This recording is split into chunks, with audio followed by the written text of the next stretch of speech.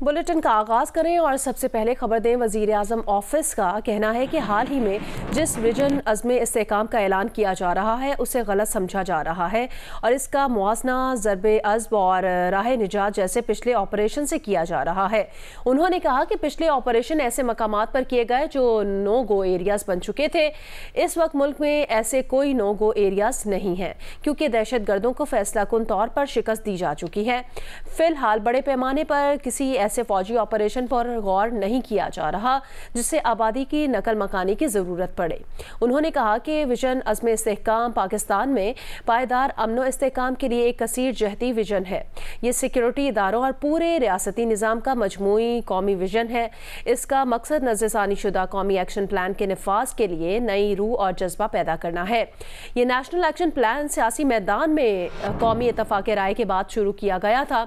अज़्म इस्तेहकाम का मकसद पहले से जारी इंटेलिजेंस की बुनियाद पर मुसल्लह कार्रवाइयों को मजीद मुतहरिक करना है ताकि दहशत गर्दों की बाकियात की नापाक मौजूदगी, जराइम और दहशत गर्द गठजोड़ की वजह से उनकी सहूलतकारी और मुल्क में पुरतशद्दुद इंतहा पसंदी को फैसला कुन तौर पर जड़ से उखाड़ फेंका जाए। सियासी इत्तफाक राय से शुरू किए गए इस मुस्बत इक़दाम की पजीराई करनी चाहिए और इस मौजू पर गलत फहमियों और गैर ज़रूरी बहस को ख़त्म करना चाहिए।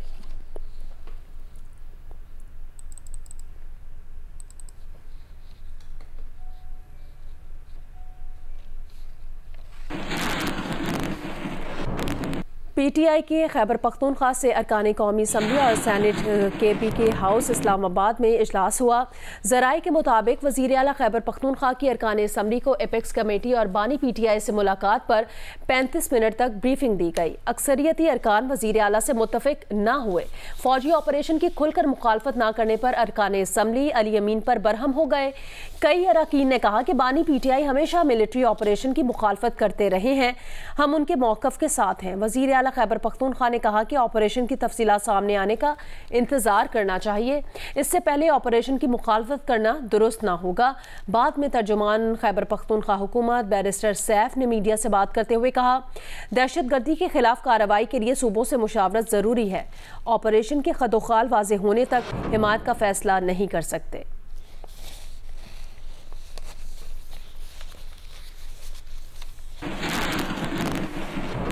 वज़ीर दिफा ख्वाजा आसिफ ने दावा किया कि एपेक्स कमेटी इजलास में वज़ीर आला खैबर पख्तूनख्वा ने ऑपरेशन अज़्म इस्तेहकाम की मुकम्मल हिमायत की है, किसी मौके पर मुखालफत नहीं की। अगर इसकी मीटिंग की रिकॉर्डिंग हो तो वो मीडिया को दे देंगे।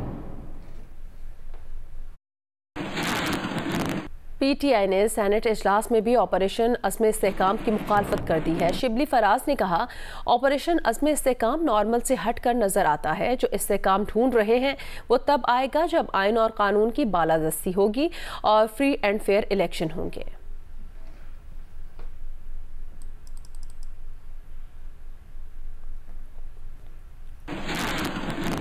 JUIFA के अमीर मौलाना फजलुर रहमान ने ऑपरेशन अज़्म इस्तेहकाम को ऑपरेशन अदम इस्तेहकाम करार दे दिया है।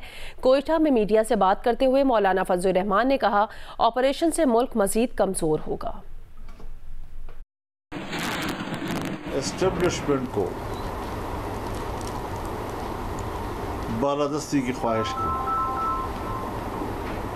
फिर उसे हर शोबे में अपनी बालादस्ती कायम करने, इस पर ज़िद को, ये कौन सी लत है जो उनको पड़ गई है। इस वक्त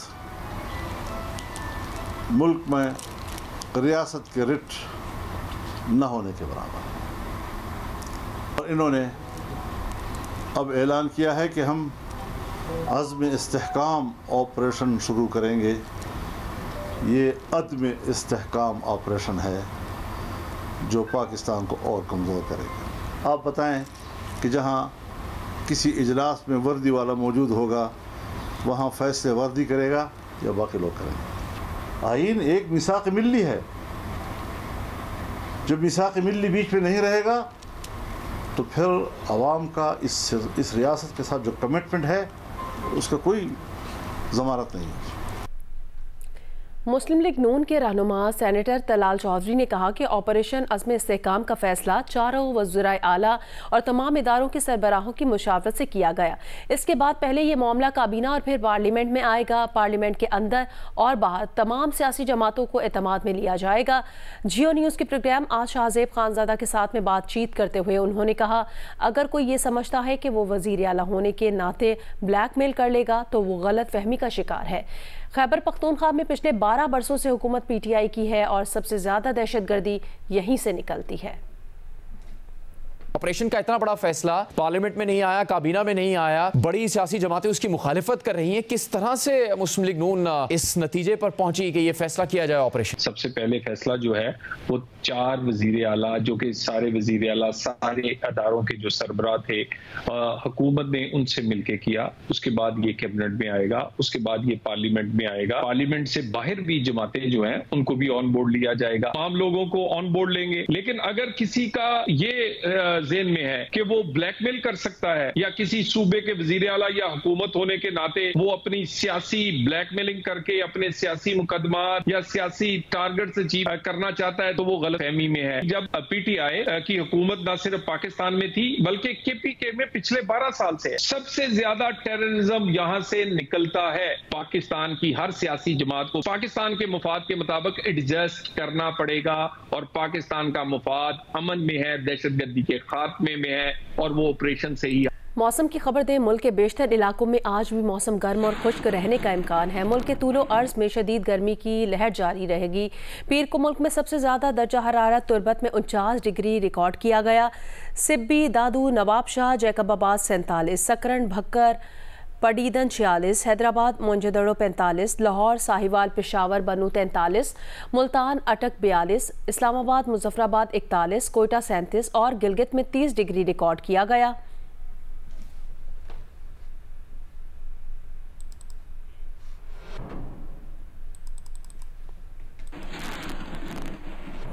कराची में मुसलसल दूसरे रोज़ शदीद गर्मी रही जिससे शहरी बेहाल हो गए। दिन भर समंदरी हवा भी बंद रही। कराची में पीर के रोज़ 42 डिग्री की गर्मी 50 डिग्री से ज़ायद महसूस की गई। फ्लैट्स के जंगल, गुलिस्तान जौहर में रेगिस्तान जैसी गर्मी। गुलिस्तान जौहर में दर्जा हरारत 43.7 रिकॉर्ड किया गया। शहर के मुख्तलिफ इलाकों में 7 अफराद गर्मी की ताप ना लाकर हलाक हो गए जबकि 60 से ज़ायद शहरी उनकी हालत गैर होने पर उन्हें अस्पताल मुंतकिल किया गया। पुलिस सर्जन डॉक्टर समिया ने हीट स्ट्रोक से 4 अफराद के हलाक होने की तस्दीक की है। रिपोर्ट करेंगे दानियाल सैयद। गर्मी की शिद्दत ने कराची को सिब्बी और जैकबाबाद की सफ में ला खड़ा किया।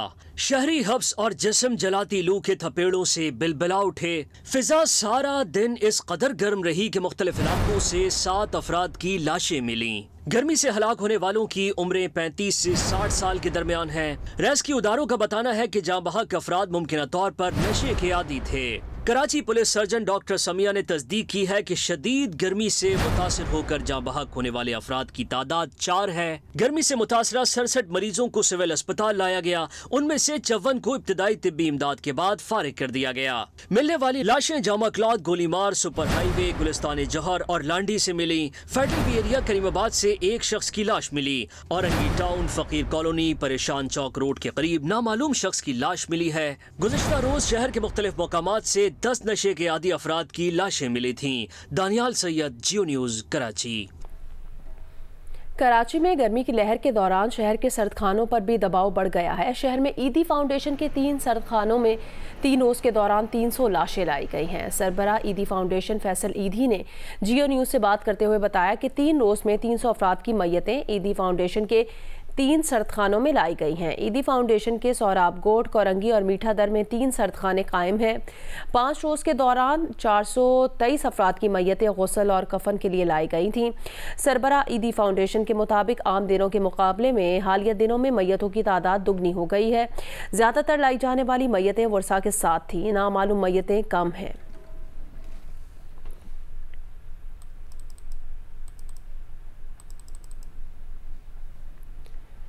कराची में गर्मी के पेश नज़र माहिरीन सेहत ने शहरियों को एहतियाती तदाबीर इख्तियार करने का मशवरा दे दिया है।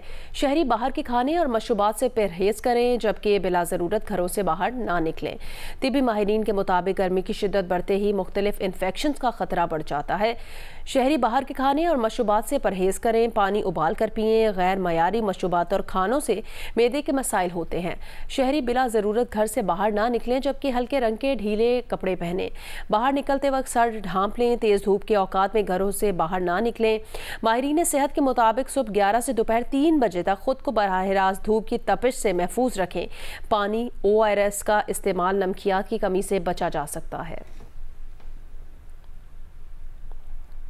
हैदराबाद में 20 माह गुजरने के बावजूद पीपल्स बस सर्विस का दायरा अंदरून शहर के मुख्तलिफ इलाकों तक बढ़ाया नहीं गया। लाखों शहरी महंगाई में सस्ती सफरी सहूलियात से महरूम हैं, जबकि खवातीन की पिंक बस भी खवातीन के लिए ख्वाब बनकर रह गई है। रिपोर्ट करेंगे हामिद शेख। सिंध के दूसरे बड़े शहर हैदराबाद में पीपल्स बस सर्विस के इफ्तिताह 19 नवंबर 2022 को सूबाई वज़ीर ट्रांसपोर्ट शर्जील इनाम मेमन ने किया था। हैदर चौक, ठंडी सड़क, वहदत कॉलोनी, हाला नाका और कासिम चौक हटीडी बाईपास रूट पर चलने वाली पीपल्स बस सर्विस से शहरी मुस्तफीद तो हो रहे हैं, लेकिन शहर लतीफाबाद, कासमाबाद के अंदरून शहर की लाखों आबादी 20 माह गुजर जाने के बावजूद प्राइवेट ट्रांसपोर्टर्स के रहमो करम पर हैं। सफ़र करने से बहुत परेशानी का सामना है। एक तो टूटी फूटी बस, ऊपर से कोई इसमें कानून नहीं, किराया दिन ब दिन इजाफा होते जा रहा है। बहुत मुश्किलात का सामना करना पड़ रहा है। बंद कर दी गई है, हमारे खवातीन के लिए मतलब आसानी थी। एक ही रूट रखा उन्होंने 2 साल से, उसको बढ़ा भी नहीं रहे ना। उस बसों में मतलब ज्यादा तादाद बढ़ रही है। कासमाबाद और लतीफाबाद के शहरियों को कोई भी फायदा नहीं है, ये तो सिर्फ बाहर से चल रही है। हैदराबाद में खवातीन के लिए शुरू की जाने वाली पिंक बस की सहूलत भी खत्म कर दी गई। दूसरी जानिब सूबाई वज़ीर शर्जील इनाम मेमन ने एक बार फिर शहरियों को नबी सुनाई कि बसों को दीगर रूट पर भी शुरू किया जा रहा है। कैसाना मोरी तक आपकी बसें जो हैं वो अब आना शुरू होगी। मैंने जो कहा था बात में आगे इजाफा किया है। मजीद भी अभी हम लतीफाबाद में कुछ जो है वो रूट शुरू करने जा रहे हैं। शहरियों का कहना है कि शहर के 9 टाउन्स में ऐसे रूट बनाकर बस सर्विस फौरन शुरू की जाए, जिससे लोगों को बाआसानी सफरी सहूलत मैसर हो सके। कैमरामैन कादिर शकील और अफजल खान के साथ हामिद शेख, GN न्यूज़, हैदराबाद।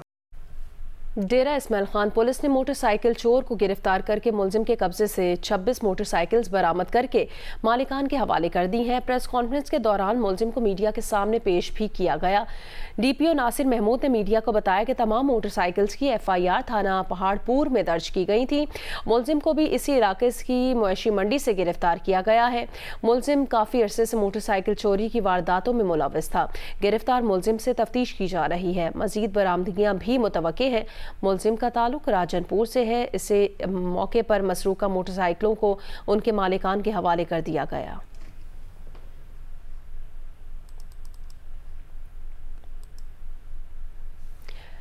कप्तान बाबर आजम वतन वापस पहुंच गए हैं। कप्तान बाबर आजम न्यूयॉर्क से बरास्ता दुबई, लाहौर पहुंचे हैं। तफसील जानेंगे सुहेल इमरान से। सुहेल इमरान, अपडेट कीजिएगा। जी, पाकिस्तान क्रिकेट टीम के कप्तान बाबर आजम आज सुबह न्यूयॉर्क से बरास्ता दुबई, लाहौर पहुंचे हैं। पाकिस्तान क्रिकेट टीम के दीगर खिलाड़ियों के हमरा वो वापस नहीं आए थे जब Pakistan team T20 world cup के पहले मरहले से ही बाहर हो गई थी। सुपर 8 मरहले के लिए क्वालिफाई नहीं किया था, तो इसलिए बाबर आजम वहीं पर क्याम किया। उन्होंने न्यूयॉर्क 5 से 6 रोज वहां पर और फैमिली के साथ उन्होंने वक्त गुजारा और अब बाबर आजम वतन वापस आ गए। अगले चंद रोज में उनकी पाकिस्तान क्रिकेट बोर्ड के चेयरमैन मोहसिन नकवी के साथ मुलाकात जो है वो मुतवक्को है, जिसमें पाकिस्तान क्रिकेट टीम की T20 वर्ल्ड कप में नाक़िस कारकर्दगी के हवाले से बात होगी और उसकी वजूहात के ऊपर और मुस्तकबिल के लाए अमल के हवाले से इस मुलाकात में गुफ्तगू होगी। जी, शुक्रिया सुहेल इमरान अपडेट करने के लिए।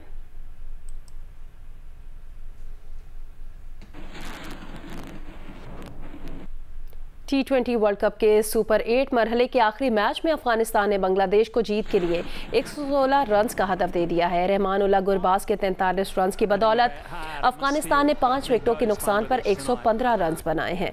कप्तान राशिद खान 19 रन्स बनाकर नाकाबिले शिकस्त रहे हैं। बांग्लादेश के रशाद हुसैन ने 3 विकेटें हासिल की हैं।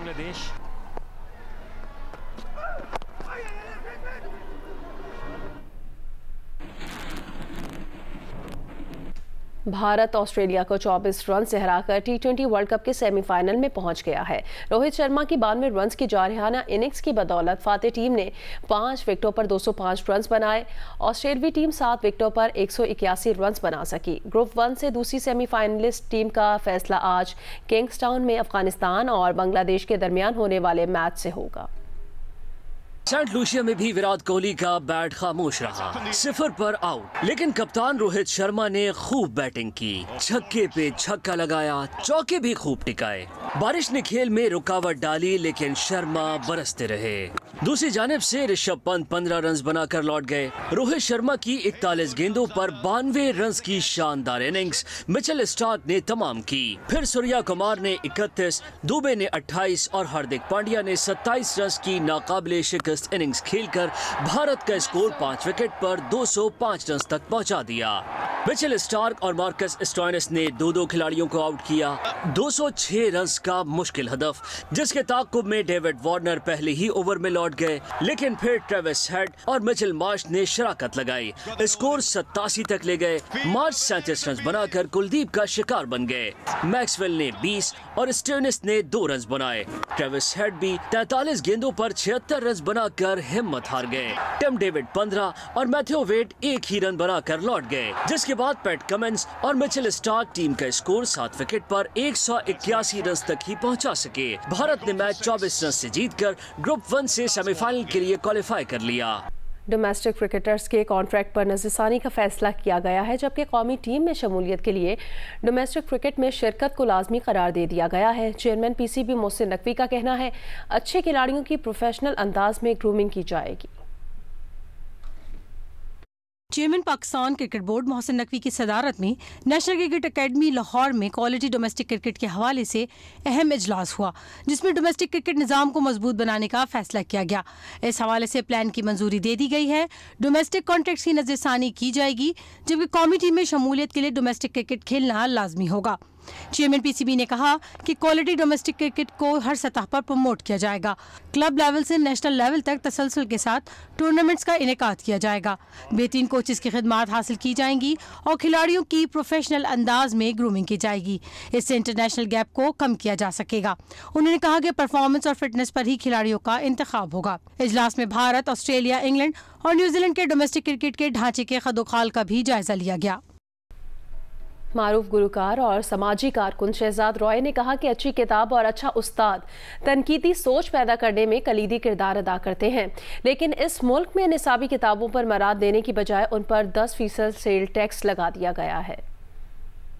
अच्छी किताब और एक अच्छा टीचर, ये दो होते हैं जो आपको आपका इंटीग्रल पार्ट प्ले करते हैं क्रिटिकल थिंकिंग में। किताबें नहीं हैं इस मुल्क के अंदर बच्चों के लिए, और उसके ऊपर इंसेंटिव क्रिएट करने की बजाय 10% सेल्स टैक्स लगा दिया गया। ये खतरनाक बात थी। Teacher creates all the other professions, और टीचर हमारे यहाँ पर लास्ट प्रायोरिटी है किसी भी प्रोफेशन के लिए जाने के अंदर। ऐसे के अंदर टीचर जिस पर 25% उसको रिबेट मिलता है टैक्स पर, वो वापस ले लेना, ये एक बहुत अगेन एक खतरनाक बात है। मैंने फिर रिक्वेस्ट की प्राइम मिनिस्टर साहब से और एहसन इकबाल साहब से, मैंने उनसे इस पर डिस्कशन किया कि ये एक ऐसी चीज है, 10% टैक्स तो कभी भी पाकिस्तान की हिस्ट्री में सेल्स टैक्स किताबों पे नहीं लगा। दोनों ने, प्राइम मिनिस्टर साहब ने भी और एहसन साहब ने भी, आई एम रियली ग्रेटफुल, उन्होंने बहुत पॉजिटिव फीडबैक दिया। मुझे लगता है कि बहुत का फेवरेबल डिसीजन होगा, जब भी होता है, कब होना है, बट आई होप कि ये खत्म कर दिया जाए फौरन।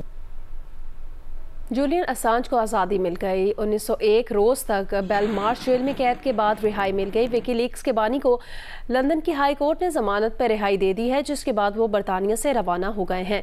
असांज ने रिहाई के बदले अमरीकी महकमा इंसाफ से इतराफ़ जुर्म पर आमादगी की डील कर ली है। जूलियन असांज ने सन 2010 में अमरीका की खुफिया मालूमात जारी कर दी थी। महकमा इंसाफ की जानिब से अदालत में जमा कराए गई दस्तावेजात के मुताबिक जूलियन असांज मारियाना आइलैंड्स की वफाकी अदालत में पेश होंगे और जासूसी एक्ट के तहत आयल इल्ज़ाम को तस्लीम करेंगे।